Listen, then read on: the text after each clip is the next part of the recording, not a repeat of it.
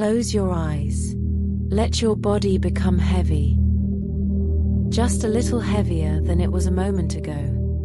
You don't need to do anything right now. You don't need to fix anything, prove anything, or be anything other than what you already are, in this moment, exactly as you are. Just breathe. Inhale slowly and exhale. Letting go of the day. Letting go of everything you were carrying just a few minutes ago. You are safe here.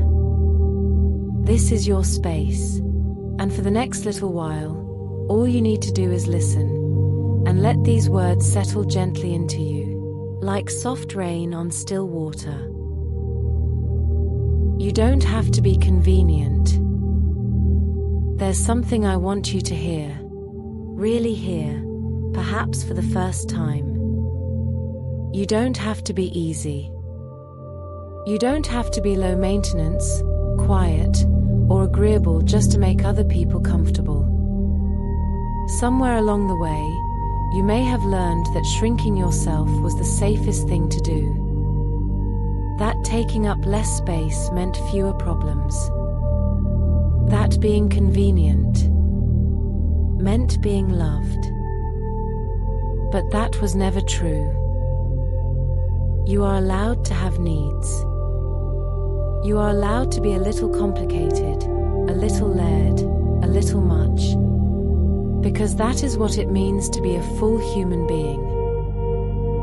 Not a version of yourself trimmed down to fit someone else's comfort. Let that land somewhere in your chest. You don't have to be convenient. Not tonight. Not ever. Your exhaustion is a signal. Now, I want you to notice something. Without judgment, without trying to fix it.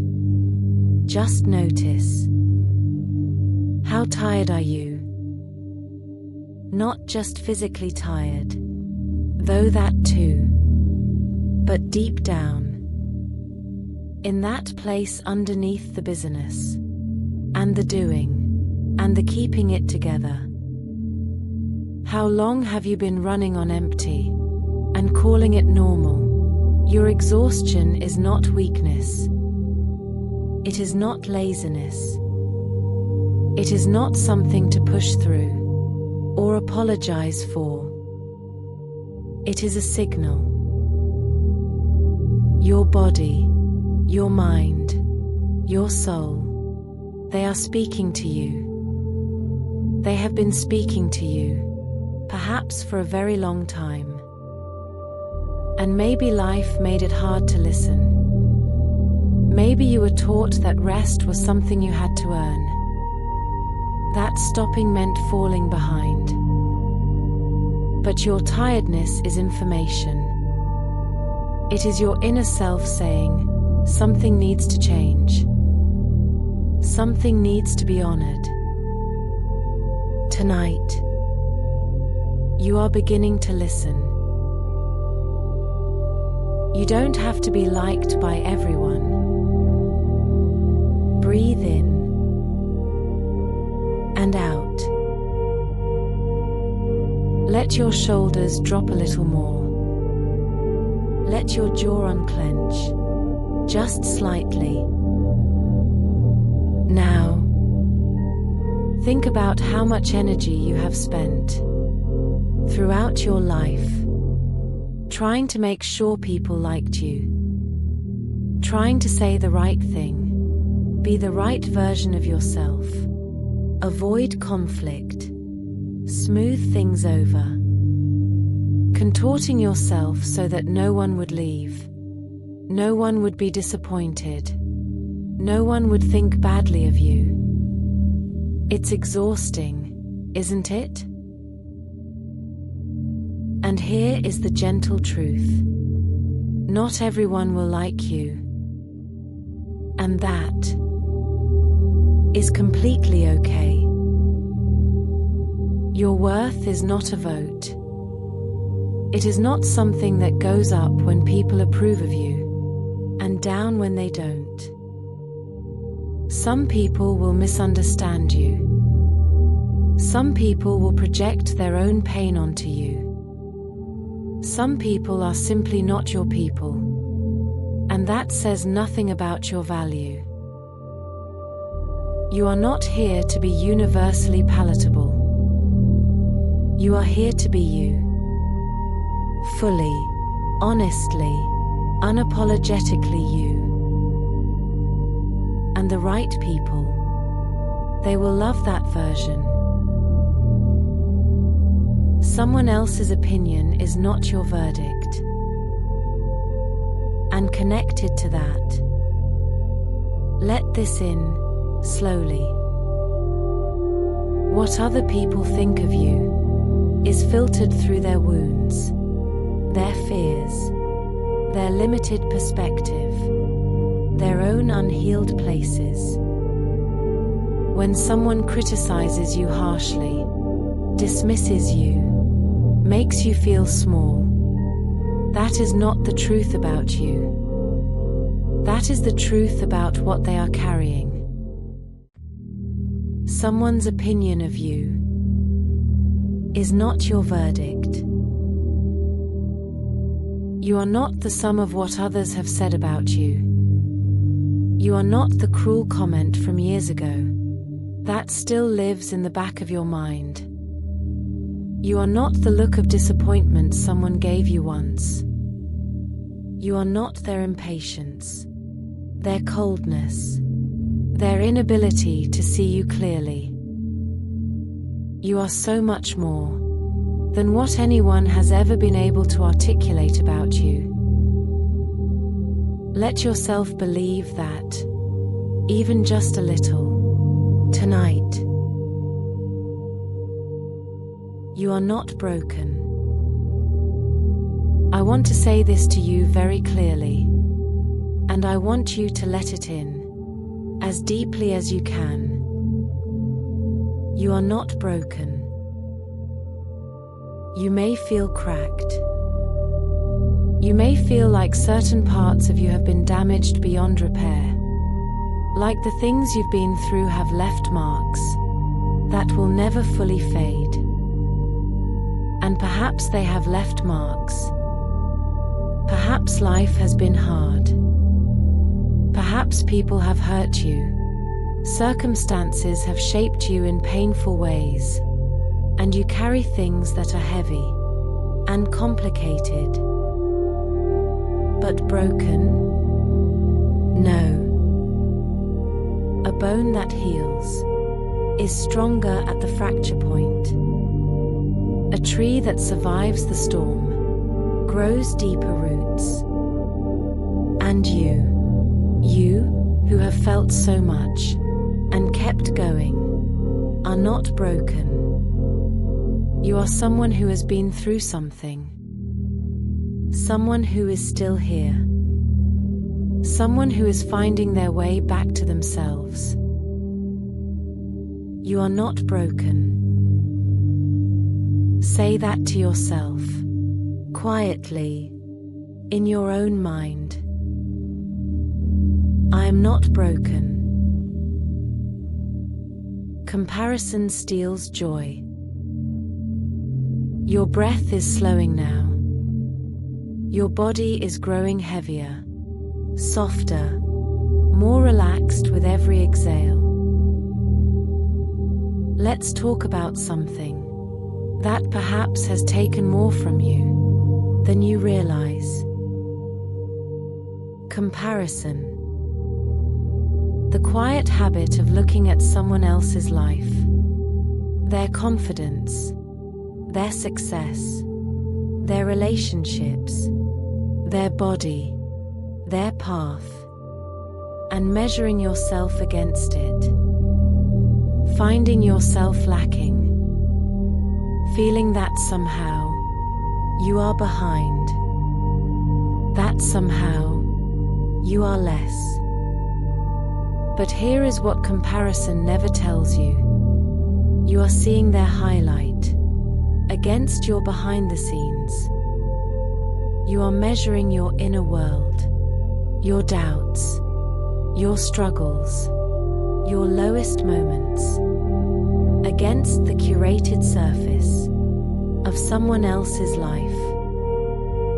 It is never a fair comparison. It was never meant to be one. Your path is not their path. Your timeline is not their timeline. Your gifts are not their gifts, and theirs are not yours.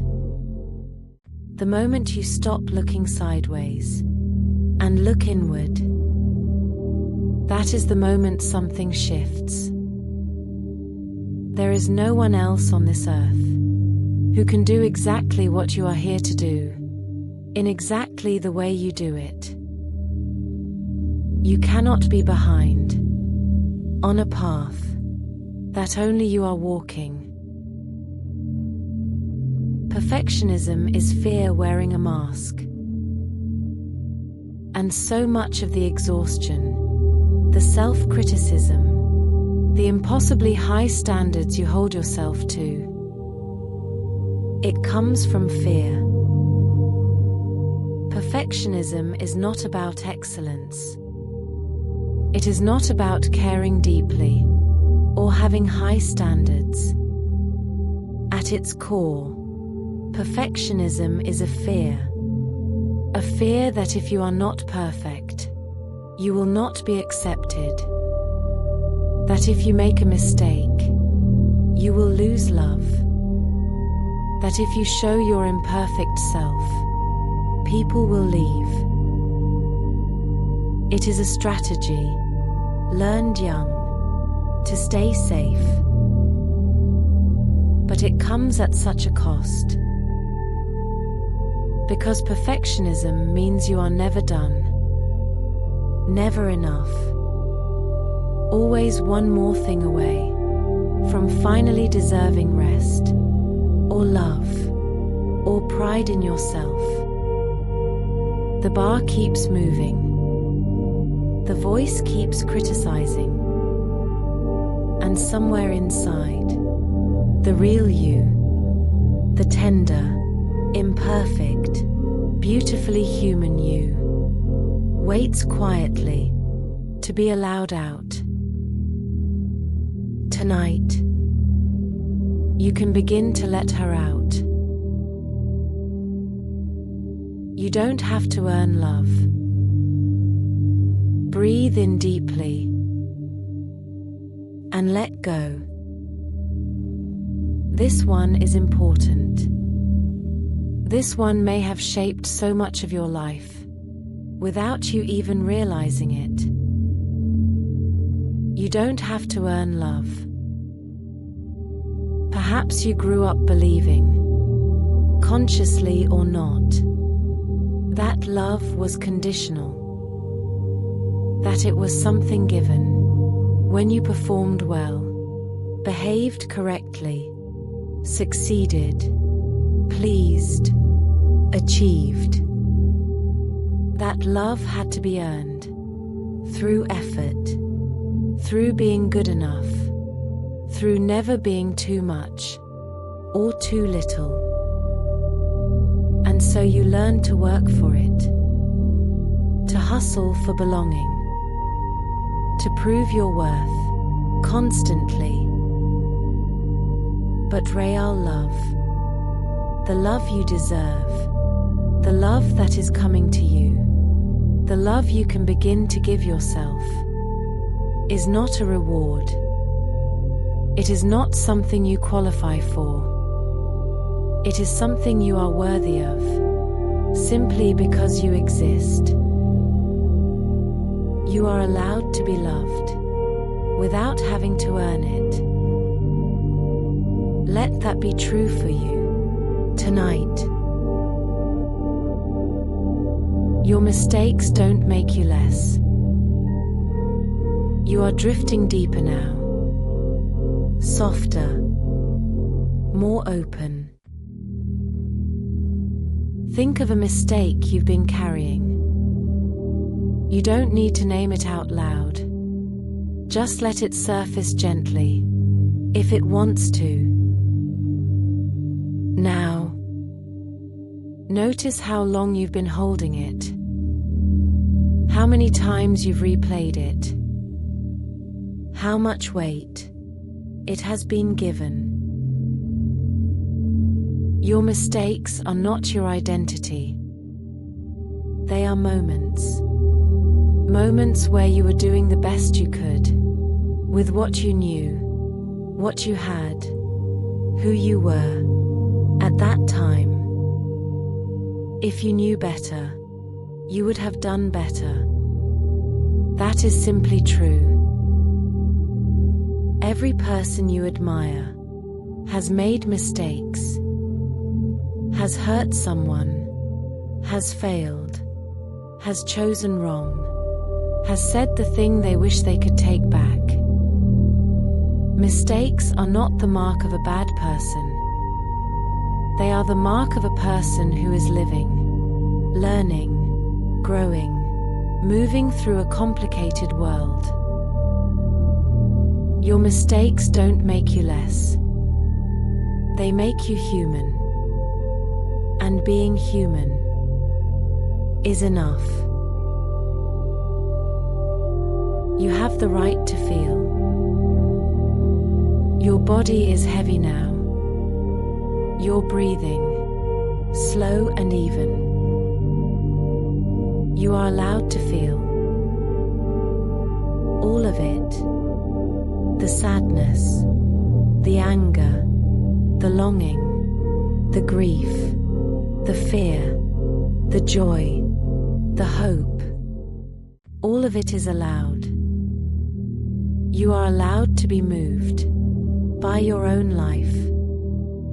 You are allowed to cry, without it meaning you are falling apart.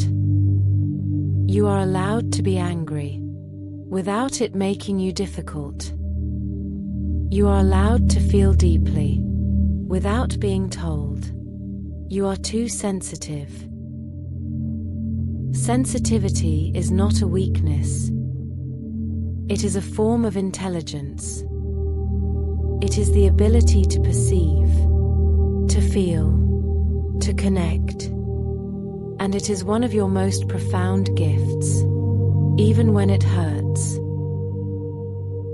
You have the right to your own inner world. No one gets to tell you what you should or shouldn't feel. No one gets to minimize what moves you. Your feelings are real.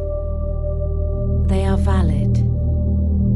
And they deserve to be honored. Suppressed emotions don't disappear. And this is why it matters to feel. Because emotions that are pushed down do not vanish. They don't dissolve just because you decided not to look at them. They live in the body, in the tightness of the chest, in the shallow breath, in the exhaustion that has no clear cause, in the sudden wave of emotion over something small. Everything you couldn't feel then is waiting patiently to be acknowledged. Tonight, you don't have to unpack all of it. You don't have to go back through every hard thing, but simply knowing, I have been carrying more than I've allowed myself to feel. That awareness alone is healing. You are beginning to make space, gently, safely, at your own pace. The feelings are not your enemy. They are just parts of you that needed somewhere to go. You have been strong for too long. How long have you been holding it together? For others, for circumstances, for survival, How long have you been the one who manages, who copes, who keeps going, who holds the space, who never fully falls apart? Because there was no one there to catch you. If you did, you have been so strong for so long. And I want you to hear this, not as a compliment tonight, because you've heard that compliment, and somehow it always made you feel more alone. I want you to hear it as an acknowledgement, as someone seeing the weight of it. It has been heavy. It has been hard. And you have carried it quietly. You don't have to be strong right now. In this moment, in this space, you are allowed to be soft. You are allowed to be held by the stillness, by the quiet, by these words, without having to hold anything back. Let someone else hold you for a moment, even if that someone is simply the part of you that knows how to rest. Your anxiety is trying to protect you, floating now, drifting, safe. If anxiety has been a companion, constant, exhausting, always there, I want to offer you a different way to see it, just for tonight. Your anxiety is not your enemy. It is a protection system. It developed, probably long ago, to keep you safe, in an environment where safety wasn't guaranteed. It learned to scan for danger, to anticipate what could go wrong, to prepare you for every possible outcome. Because at some point, being unprepared felt dangerous. It has been working so hard, for so long, on your behalf. The problem is, it doesn't always know the difference between real danger and imagined ones, between then and now, between the past that shaped it and the present moment, which is safe. So tonight, you can gently thank that part of you. Thank you for trying to keep me safe. And then, slowly, you can let it know, I'm okay right now. Right now, in this moment, I am safe. You don't have to be perfect. You never did. Not for love. Not for belonging. Not to deserve kindness, or softness, or care. Not to earn your place in a room, in a relationship, in your own life. The version of you that is uncertain, that is tired, that has made mistakes, that is still figuring things out. That version is not a lesser version, waiting to be fixed. That is just you, real and whole and worthy. Perfection was never the goal. Connection is the goal.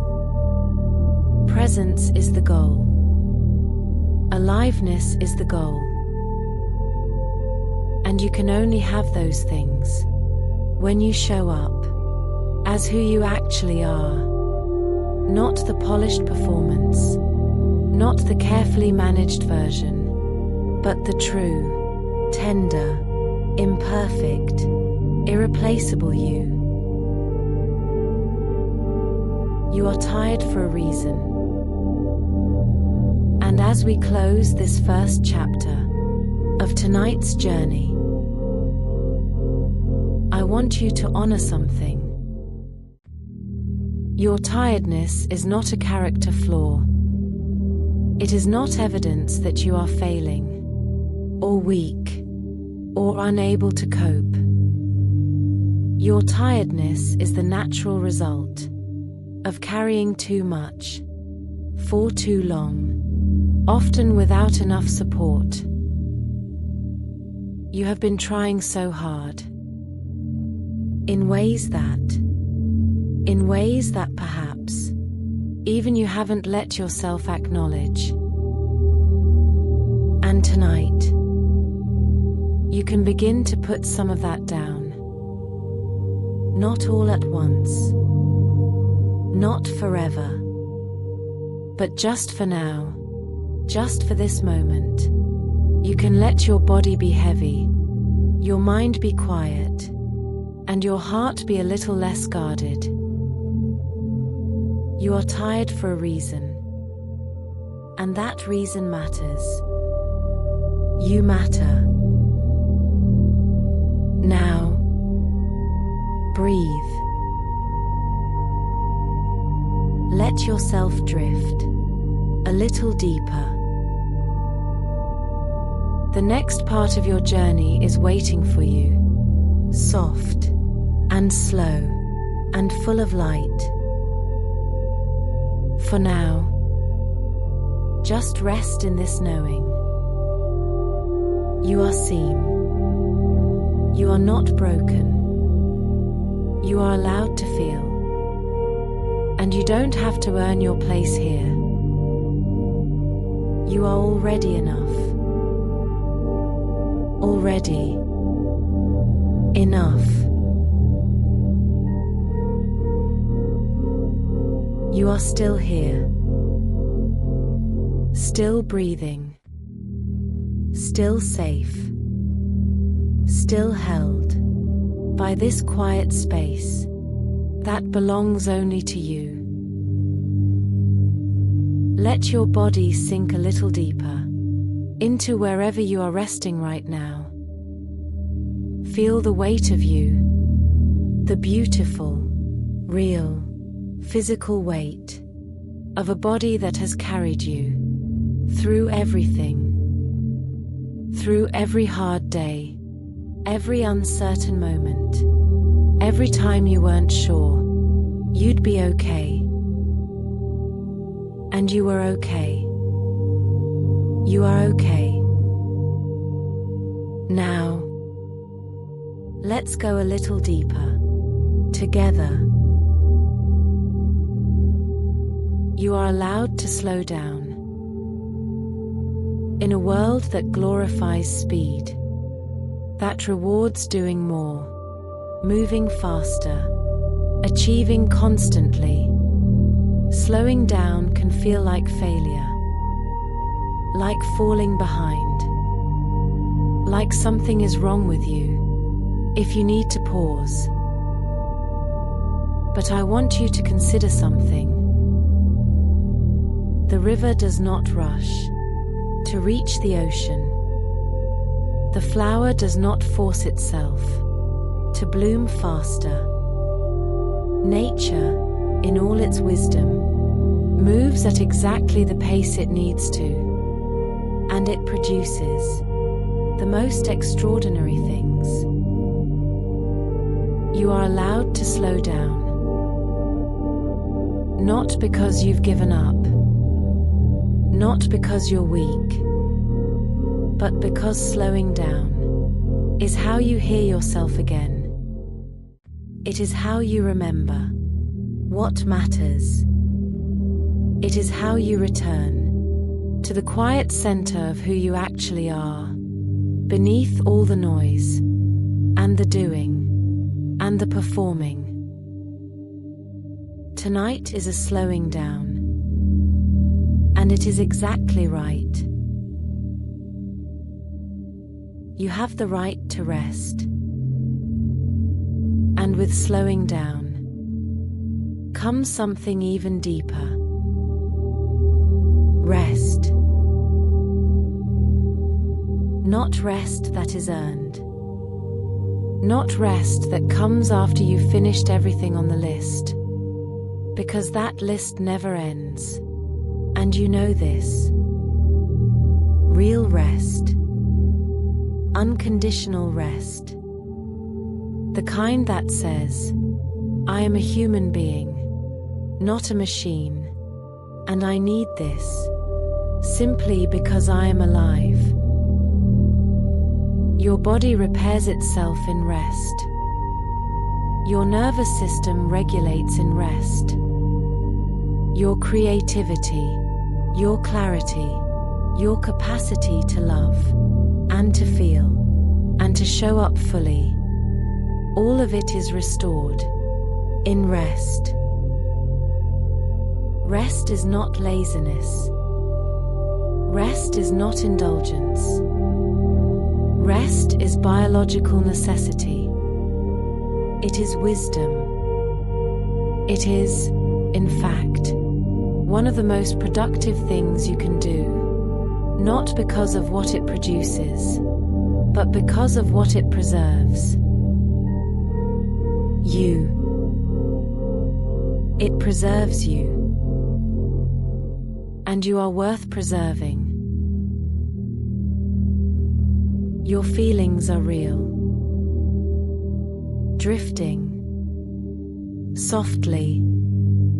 Deeper. Whatever you have felt, whatever you feel right now, is real. Not dramatic. Not an overreaction. Not something to be minimized, or explained away, or apologized for. Real. Perhaps someone in your life taught you to doubt your own feelings, to question whether what you felt was valid, proportionate, acceptable. Perhaps you learned to say, I'm fine, so many times, that it became automatic, a shield, a performance, a way to take up less emotional space. But your feelings don't lie. They are information about your inner world, about what you need, about what matters to you. They are not problems to be solved. They are truths to be honored. What you feel is real. And real things deserve to be acknowledged, gently, without judgment, with the same tenderness you would offer someone you love. Start offering that to yourself. You have the right to say no. Somewhere in your life, you may have learned that saying no was dangerous, that it meant disappointing someone, losing their love, being seen as selfish, or cold, or difficult.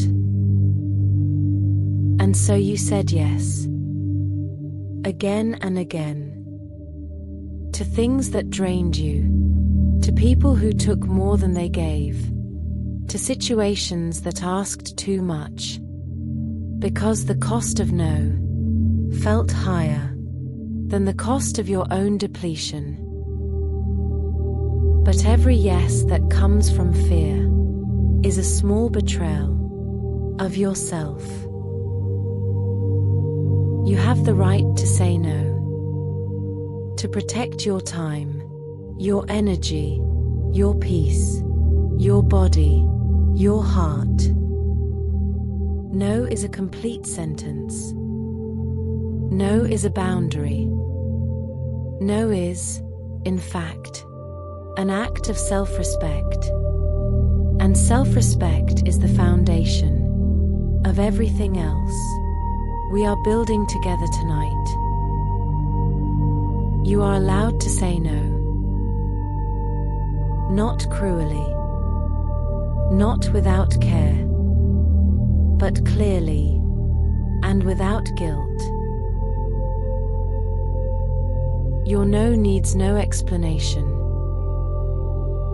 And this is where it gets even softer, even freer. You don't have to explain your no. You don't have to justify it, defend it, soften it with 3 paragraphs of reasons, or make sure the other person isn't upset before you're allowed to mean it. You don't owe anyone a detailed account of your limits. No is enough. I can't make it is enough. That doesn't work for me is enough. I need to rest is enough. The habit of over-explaining comes from a belief that your boundaries are only valid if other people understand and agree with them. But your boundaries are valid because they are yours, because you felt something, and that feeling matters. You are allowed to hold a limit without a trial, without a defense, without permission. Let that be a little lighter tonight. You don't have to justify yourself. And beyond the no, beyond the boundaries, more broadly, you don't have to justify your existence to anyone. You don't have to explain why you are the way you are, why you need what you need, why you made the choices you made, why your life looks the way it looks. You don't have to earn your place in conversations, in relationships, in rooms, by constantly proving that you are reasonable, logical, worthy of being heard. You are allowed to simply be, without a case prepared, in your defense. The need to constantly justify yourself is exhausting. And often, it comes from a deep belief that who you are is not quite enough on its own, that you must explain yourself into acceptability. But you are acceptable. You are more than acceptable. You are a whole, complex, real person, and you don't need to argue for that. You just are. You are allowed to not be okay. Breathe. Let your face relax. Your forehead. The space behind your eyes. You are allowed to not be okay. Not every day will be a good one. Not every season will be bright. There will be days when everything feels heavy, when motivation is nowhere to be found, when you go through the motions and feel disconnected from the life you're living. Those days are not failures. They are not signs that you are broken or that something has gone permanently wrong. They are part of the full spectrum of a human life. The valleys between the mountains, the winter before the spring. You don't have to perform wellness. You don't have to pretend to be further along than you are. You don't have to hold it together when holding it together isn't honest. You are allowed to not be okay and still be worthy of love, of care, of gentleness. Especially then, you are allowed to ask for help. And when you are not okay, you are allowed to reach out. Asking for help is not weakness. I know you may have heard that before and not quite believed it, because in your experience, perhaps needing help felt unsafe. Perhaps vulnerability was met with criticism or dismissal, or simply, no one was there to answer. But the belief that you must handle everything alone is one of the loneliest beliefs a person can carry. You were not designed for isolation.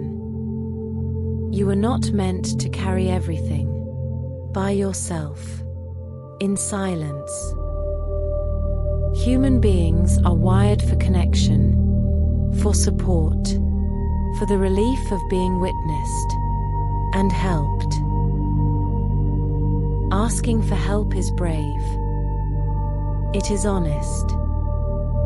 It is an act of trust in others and in yourself that you are worth helping. You are worth helping. You don't have to control everything. Floating now, soft, heavy, still. There is something underneath the need to control, and it is usually fear. The fear that if you let go, even slightly, something will fall apart. That the only reason things are okay is because you are holding them together through sheer force of will and vigilance. But so much of life is beyond your control, and the energy spent trying to manage the unmanageable is energy that could be rest, could be joy, could be presence. What would it feel like to release just a little the grip? Not to stop caring, not to become passive, but to trust, just slightly, that you do not have to orchestrate every outcome, that some things can unfold without your management, that the world will not collapse if you loosen your hold. You don't have to control everything, and in the releasing, there is a kind of peace that control could never give you. You are allowed to change your mind. You are not a contract. You are not a position paper. You are a living, breathing, evolving human being. And you are allowed to change your mind about what you want, about who you want to be, about the path you thought you were on, the beliefs you thought were fixed, the decisions you made, with the information you had at the time.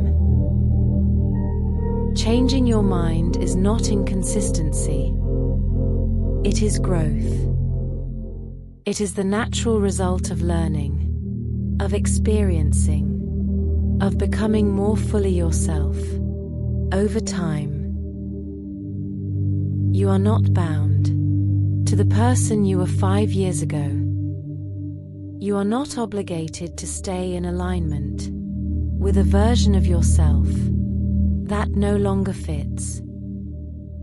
You are allowed to evolve quietly, without announcement, without owing anyone an explanation, simply because you are alive, and life changes us. You are allowed to change. You don't have to be productive every day. Deeper now. Heavier. More still. Your value is not your output. You are not a productivity metric. You are not what you accomplish in a day, what you check off a list, what you create, or contribute, or achieve. And yet so many of us have internalized the belief that our worth rises and falls with our usefulness, that a day without visible productivity is a day wasted, a day to feel guilty about.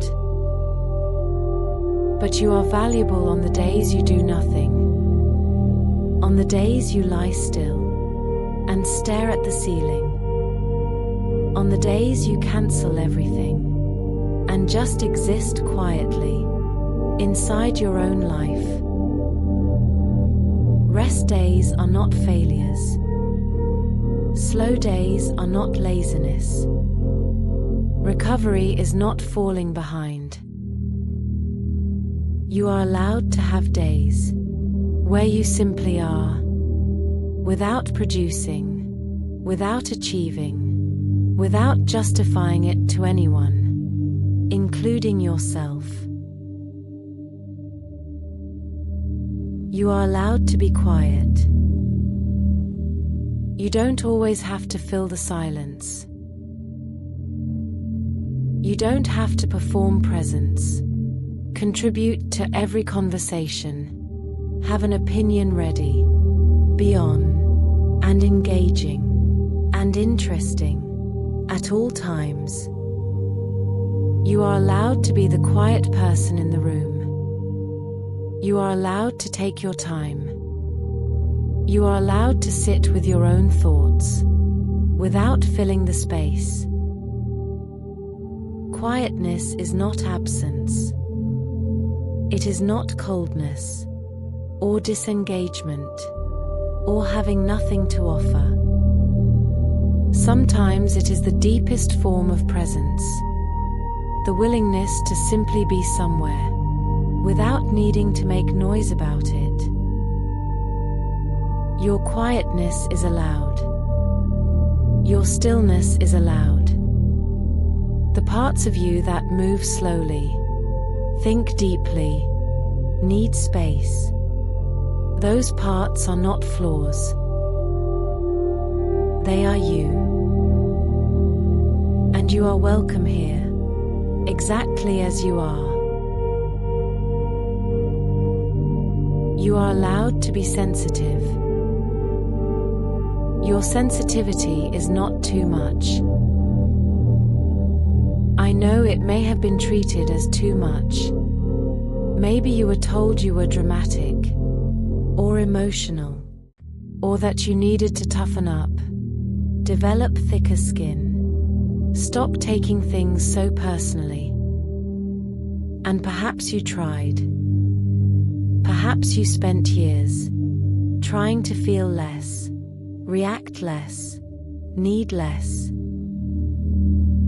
But sensitivity is not a design flaw. It is a way of moving through the world, with your nerve endings close to the surface, feeling the beauty more acutely, yes, and the pain too, but also the connection, the meaning, the subtle things others miss entirely. Sensitive people make the world softer, more honest, more human. You are allowed to be sensitive. You are allowed to feel things deeply. You are allowed to be moved, affected, touched by life, without apologizing for the depth of what you carry.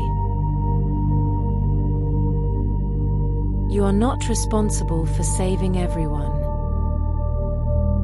Now let this one land gently, because it may release something in you that has been held for a very long time. You are not responsible for saving everyone. Not the people you love. Not the ones who are struggling. Not the ones who keep coming to you, because you are the one who listens, who holds space, who always knows what to say. You can love people deeply and still understand that you cannot carry their healing for them. You can be present without being consumed. You can care without losing yourself.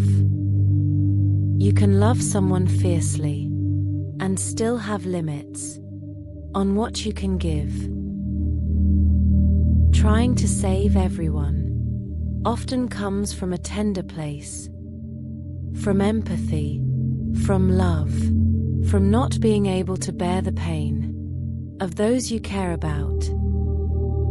But it also comes with a cost: yourself. You are allowed to let people carry their own weight, gently, lovingly, without abandoning them. That is not cruelty. That is wisdom. You don't have to tolerate disrespect. And finally, as this second chapter draws to a close, you do not have to tolerate being treated badly. Not from anyone. Not from partners, family, friends, colleagues, strangers. Not from the people you love most. Not from the ones who have been in your life so long that their behavior has started to feel normal. You deserve to be spoken to with kindness, to be treated with basic dignity, to have your feelings acknowledged rather than dismissed, to exist in relationships where your presence is valued, not just your usefulness. Tolerating disrespect does not make you loyal. It does not make you strong. It does not mean you love someone more deeply. It means you have not yet fully believed, in your bones, that you deserve better.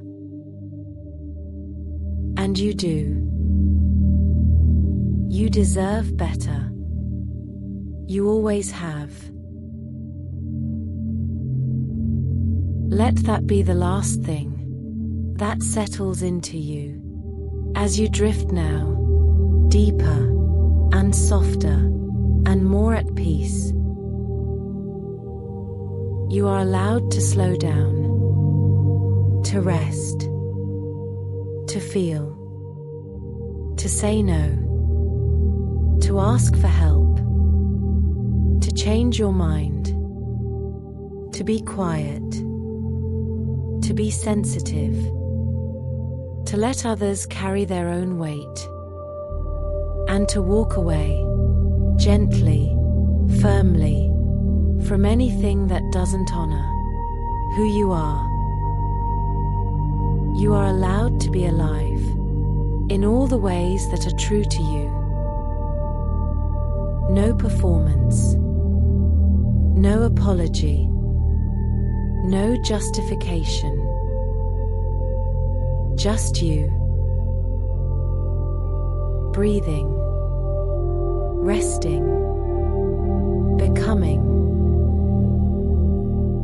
Let yourself drift a little deeper now. The next part of your journey is waiting, warm and soft and full of the truth of who you really are. Rest now. Just rest. You are still here, still breathing, still safe. Feel how much heavier your body is now than when we began. Feel how the space around you has grown quieter, softer, more yours. You have been on a journey tonight, and you have already released so much. Now, we go inward. Not outward to the world, not backward to the past, but inward. To the quiet place inside you that has always been there, waiting. The place that knows who you are, beneath the roles, beneath the habits, beneath the years of learning to be what others needed. We are going back to you. Breathe in and let go. Your needs matter. There is a version of you, perhaps a younger version, perhaps the version that had to learn to survive, who decided, somewhere along the way, that her needs were too much, that they were inconvenient, that putting them aside was the price of being loved, accepted, or simply safe. And so you got very good at not needing, or at least at not showing it. But your needs never disappeared. They simply went underground. Tonight, I want to say to that part of you, clearly, gently, without condition, your needs matter. Not after everyone else's. Not when it's convenient. Not once you've earned it. They matter now, as they always have, simply because you are a person, and people have needs. What do you need right now? Not from others. Just notice. What does your body want? What does your heart quietly ask for? Those things are allowed to matter.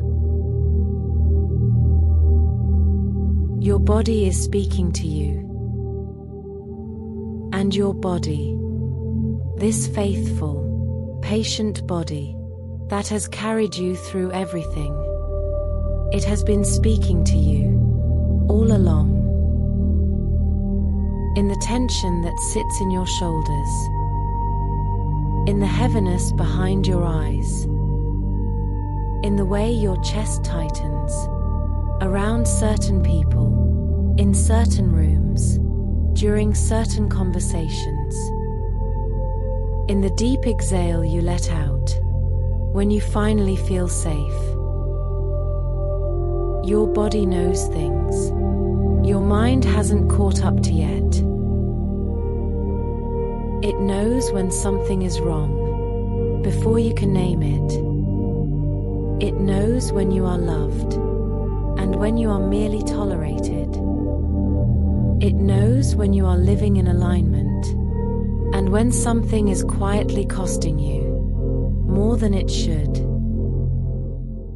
Tonight, as you rest, let yourself simply notice, without trying to fix or analyze, what your body is telling you.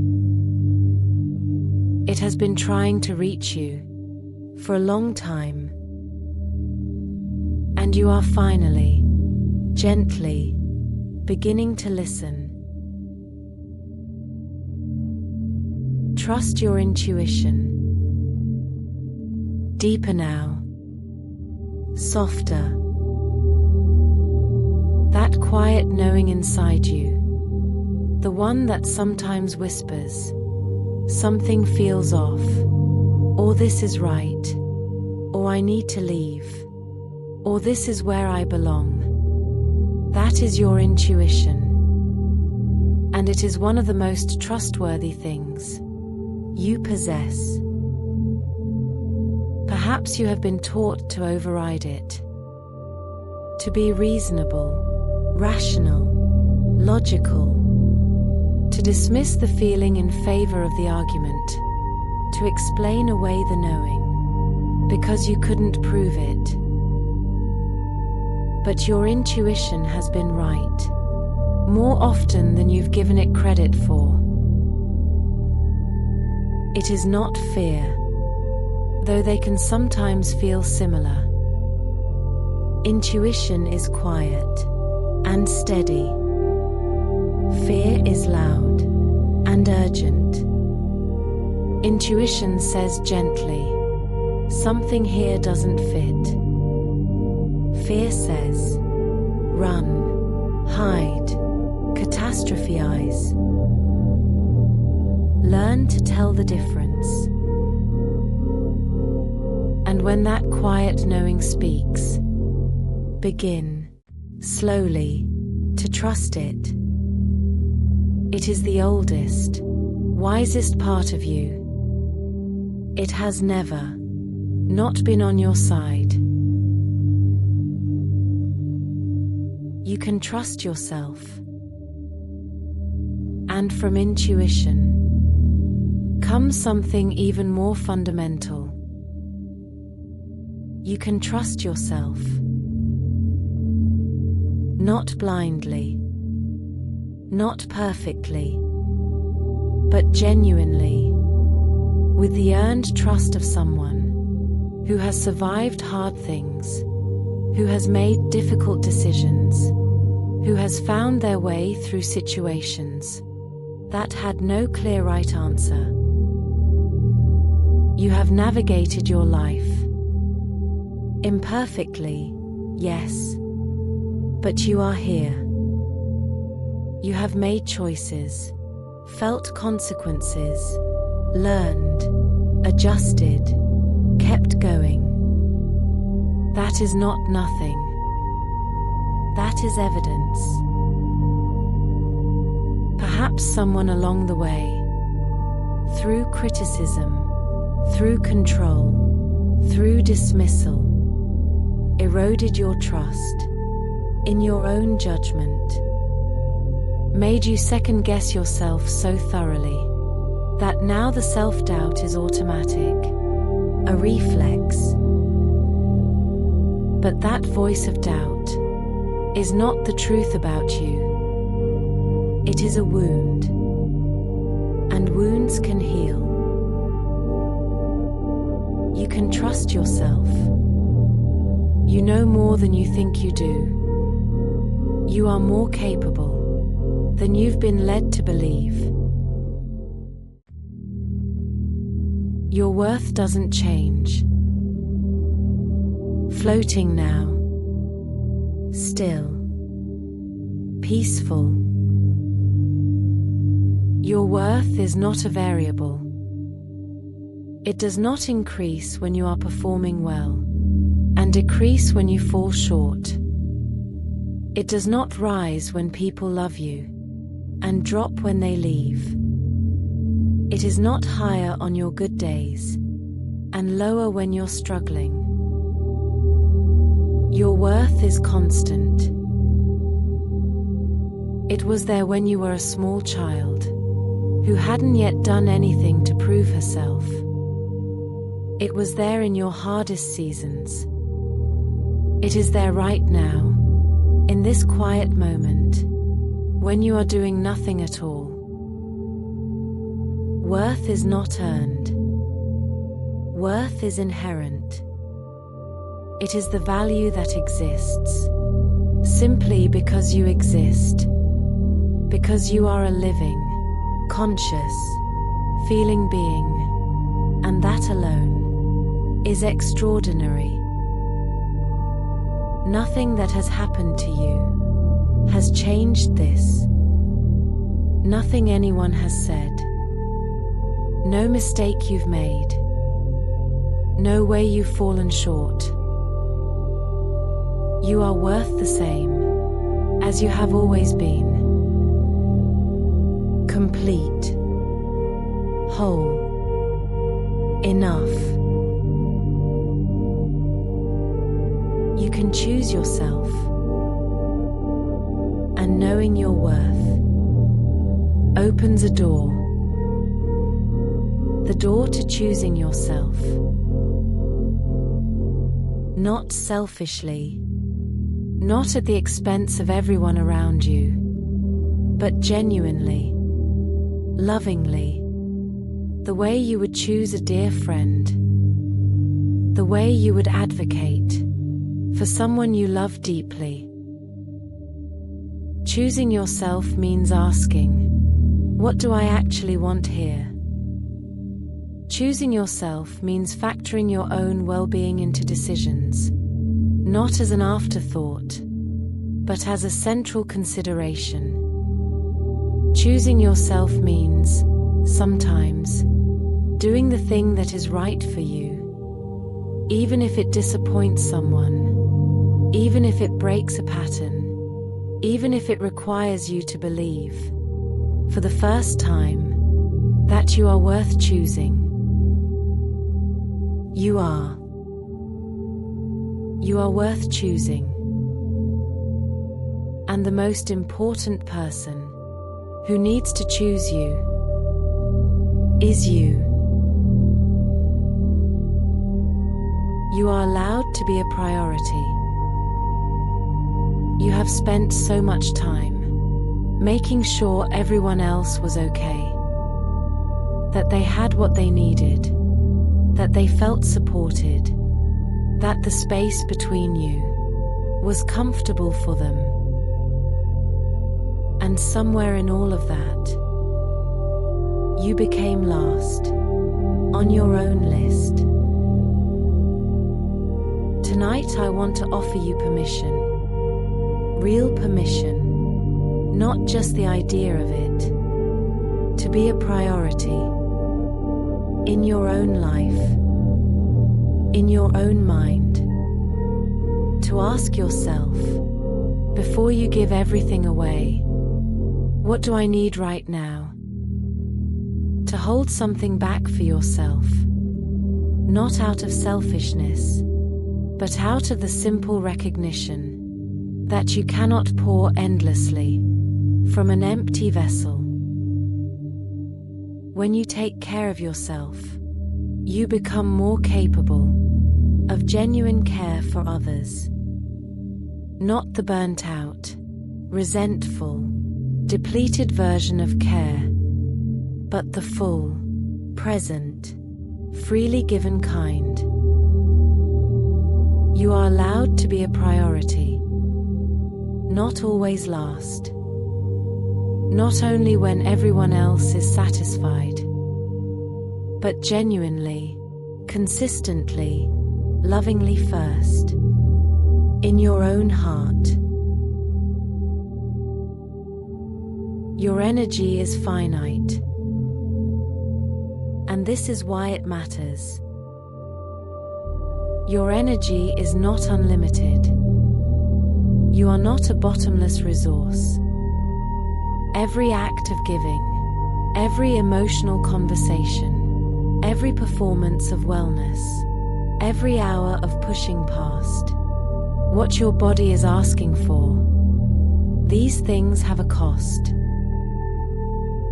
And the cost has been you. When you spend your energy without replenishing it, when you give, and give, and give, and don't allow yourself to receive, to rest, to refill, eventually there is nothing left. Not for others, not for your dreams, not even for yourself. You are allowed to be mindful of your energy, to notice when you are depleted, and honor that. To say, I don't have anything left to give right now, and mean it, without guilt. Your energy is precious. It is yours. And you get to decide how it is spent. You can stop proving yourself, drifting deeper, softer. You have been trying to prove yourself for a long time, haven't you? Prove that you are capable. Prove that you are worthy. Prove that you are smart enough, good enough, together enough to deserve a seat at the table. Prove that the things people doubted about you were wrong. And perhaps that drive has taken you places. Perhaps it has produced real things. But underneath it, has it ever felt like enough? Has the proof ever finally felt complete?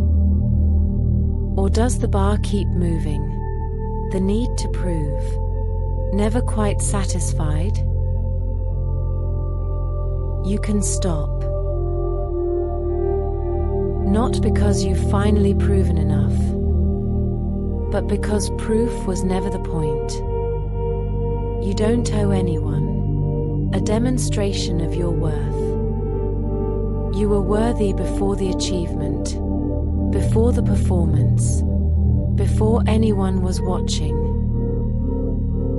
The exhausting project of proving yourself. You are allowed to lay it down. Tonight, you can step out of the good girl role. There is a role many of us learned to play very early. The good girl.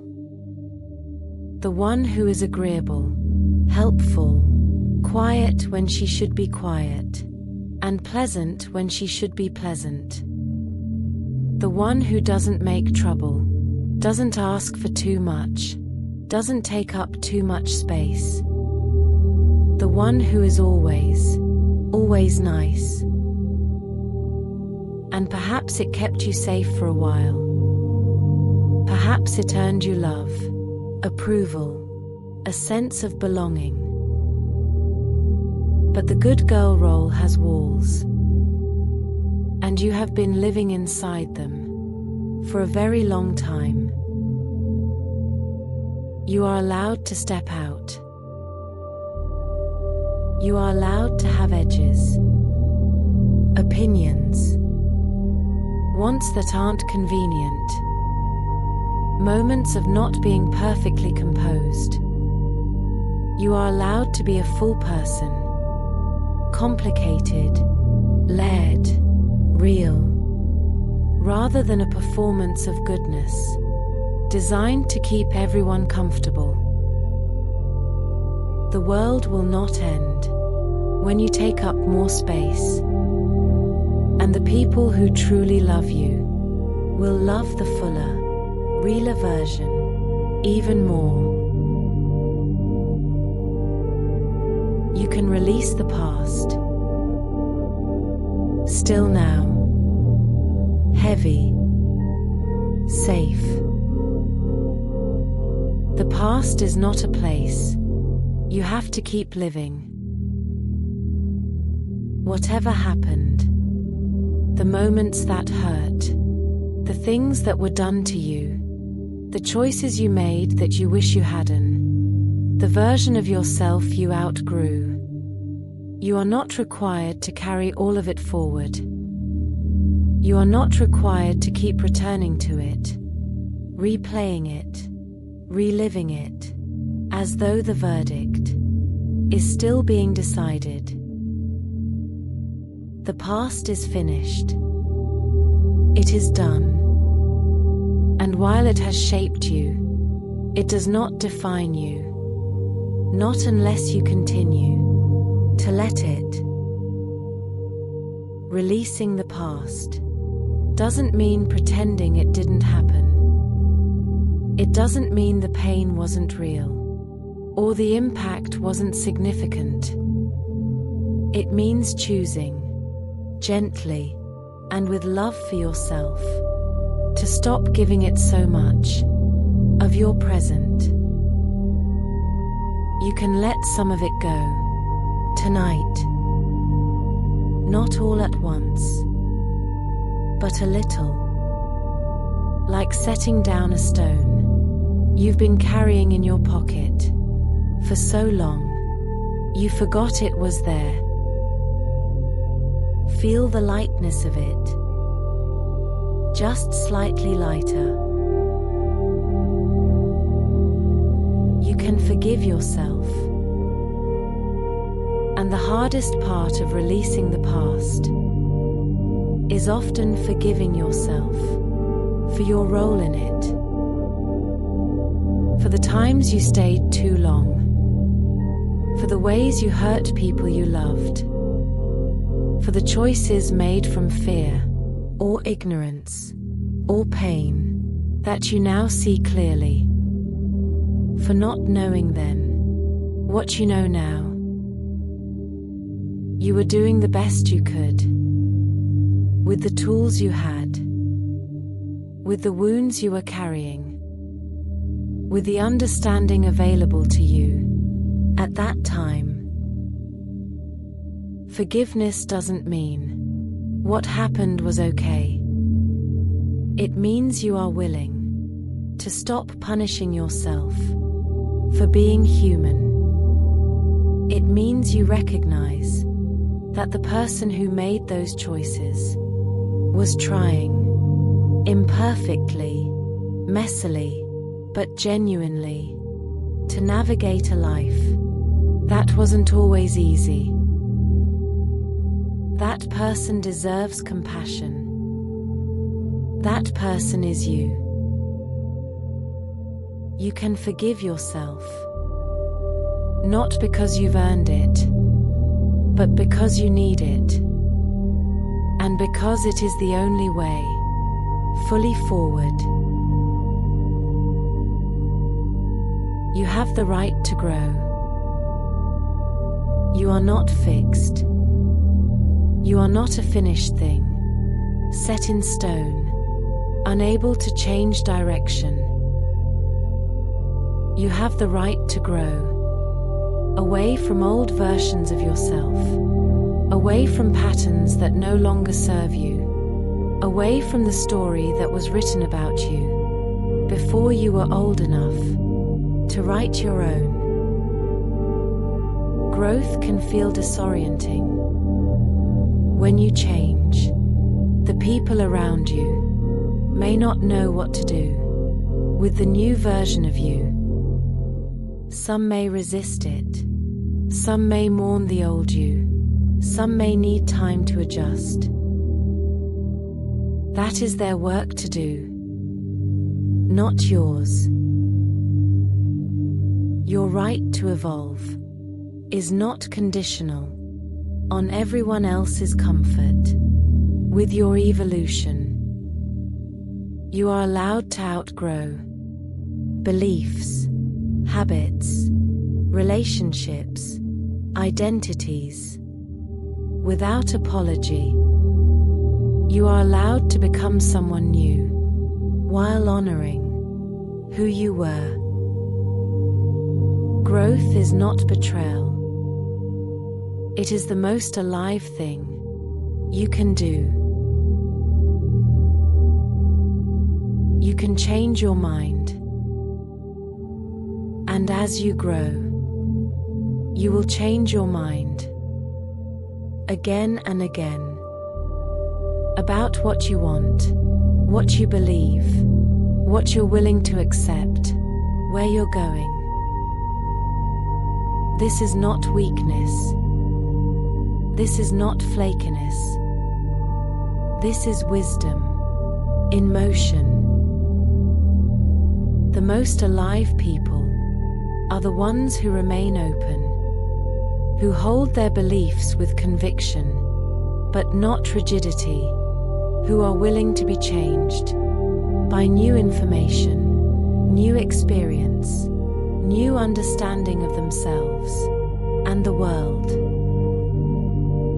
You are allowed to change your mind about your career, your relationships, your values, your vision of what a good life looks like.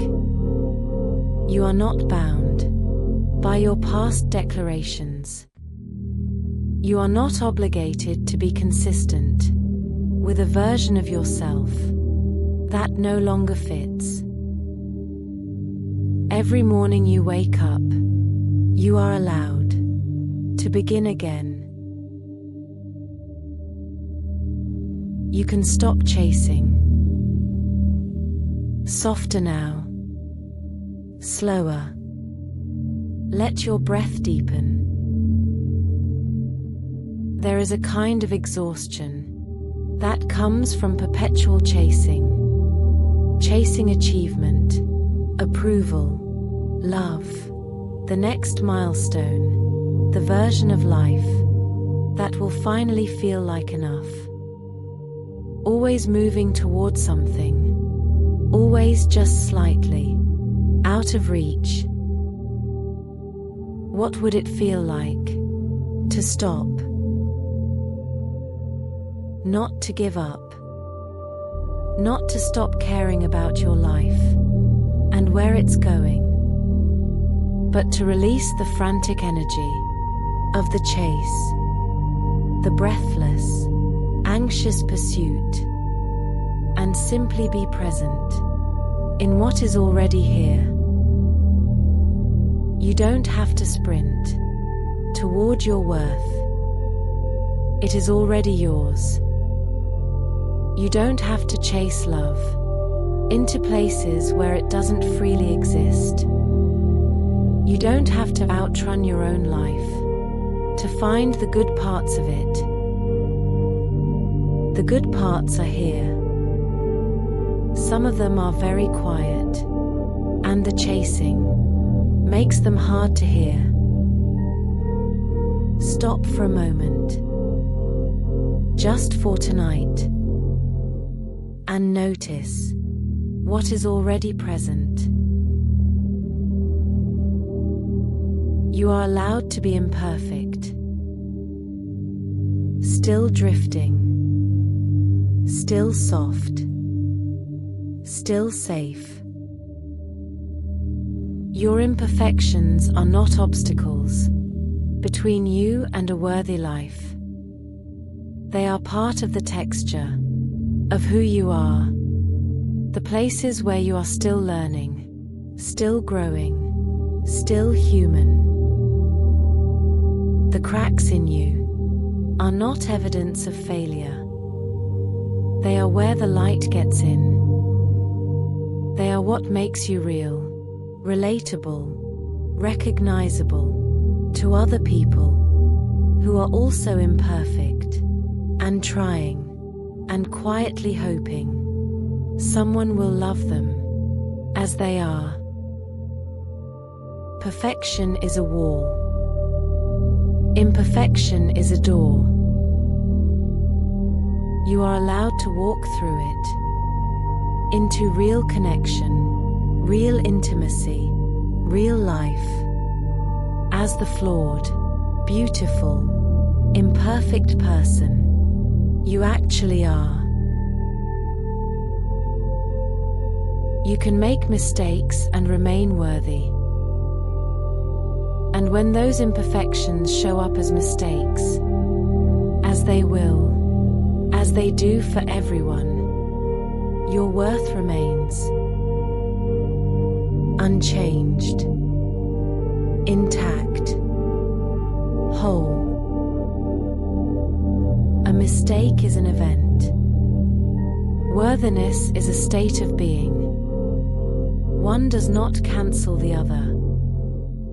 You can do something wrong and still be a good person. You can fail at something and still be someone who deserves love. You can fall and still deserve a hand to help you back up. The mistake is not you. It is something that happened. Something to learn from, to make right where possible, to carry gently, rather than like a weapon, turned on yourself. You are so much larger than your worst moments, so much more than the hardest chapters. You remain worthy, always. You can live on your own terms. Deeper now, heavier, more still. The life you are allowed to live is not the one that was handed to you as the only option. It is not necessarily the one that was expected of you, or the one that looks right from the outside, or the one that follows the path most clearly marked. You are allowed to live on your own terms, to define success in a way that is true to you, to choose a life that feels meaningful by your own measure, not someone else's, to build something that reflects who you actually are, not who you were told to be. This may require courage. It may require disappointing some people. It may require sitting with uncertainty while the new shape of things becomes clear.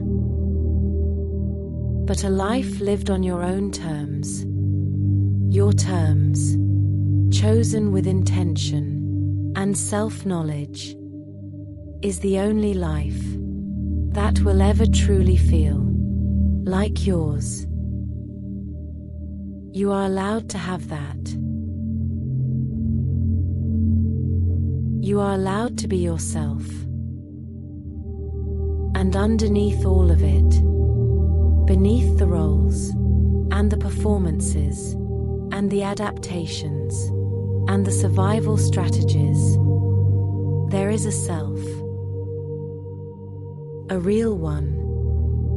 Quiet, perhaps. Waiting, perhaps. But real and whole and present. You are allowed to be that person. The uncurated one. The one who laughs too loud sometimes. Who needs more reassurance than feels acceptable. Who has opinions that surprise people, who is still figuring things out, who is soft in some places and fierce in others, who doesn't always make sense, even to herself. That person is not a problem. That person is not someone to be managed, or apologized for, or slowly edited into something more palatable. That person is you, and you are allowed, fully, completely, without condition, to exist. You are already enough. And here, at the heart of everything we have traveled through tonight, this. You are already enough.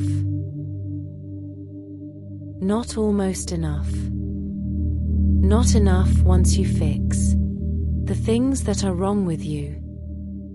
Not enough when you've achieved more, healed more, become more. Not enough when you've finally earned the right to feel it. Now, as you are, with all your complexity and contradiction and unfinished edges, you were enough before anyone told you that you weren't. You were enough in your hardest seasons. You were enough when you couldn't see it, when no one reflected it back to you, when the voice in your head said otherwise. You have always been enough. Let that land somewhere. so deep inside you that it cannot easily be argued away. Not in the mind, but in the body, in the bone, in the quiet knowing that lives beneath all the noise. You are enough. You always were. You always will be. Rest in that now. Let it move through you, like warmth, like light through water, like the first breath after a very long hold. You have come so far tonight. You have opened and softened and remembered. And there is more ahead. More warmth, more truth, more of yourself, waiting to be met. But for now, just rest. You are enough. You are home. You are safe. Drift now, deeper, into the quiet that knows your name.